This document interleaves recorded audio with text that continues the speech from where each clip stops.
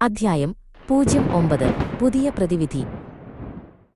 Dirty buffoon ഓടിപ്പോയ വഴിയിൽ ചുവന്ന പാടുകൾ അവശേഷിച്ചു. സൂപ്പർ ജെജെ ആ പാടുകളിലേക്ക് നോക്കി. അവന്റെ വിജയം താൽക്കാലികമായിരുന്നു. നഗരത്തിന് മുകളിൽ ഒരു പുതിയ ഭീഷണി അവശേഷിക്കുന്നുണ്ടായിരുന്നു.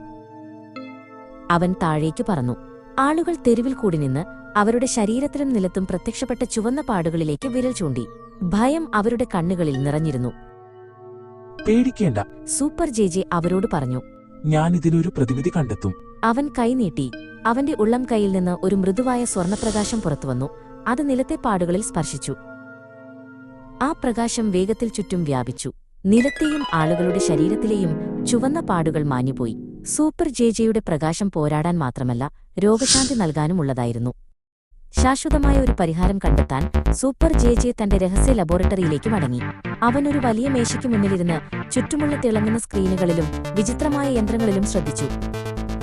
അവൻ രോഗത്തെക്കുറിച്ചുള്ള വിവരങ്ങൾ പഠിച്ചു.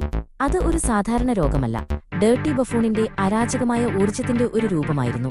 അതിനെ തടയാൻ വില്ലന്റെ മനസ്സ് മനസ്സിലാക്കേണ്ടത് ആവശ്യമായിരുന്നു. അതേസമയം ഒരു ഇരുണ്ട ഒളിത്താവളത്തിൽ ഡേർട്ടി ബഫൂൺ ഭ്രാന്തമായി ചിരിച്ചു. അവൻ കൂടുതൽ അരാജകമായ ഊർജ്ജം ശേഖരിച്ച് അതിനെ കൂടുതൽ ശക്തമായ ഒരു രൂപത്തിലേക്ക് മാറ്റുകയായിരുന്നു. അവൻ തന്റെ സ്ക്രീനിലേക്ക് നോക്കി. അതിൽ സൂപ്പർ ജെജെയെ കണ്ടു. അവൻ അവന്റെ പ്രകാശം കൊണ്ട് എന്നെ തടയാമെന്ന് കരുതുന്നു, ഡേർട്ടി ബഫൂൺ പരിഹസിച്ചു. പക്ഷേ എന്റെ അരാജകത്വം അവന്റെ ക്രമത്തേക്കാൾ ശക്തമാണ്.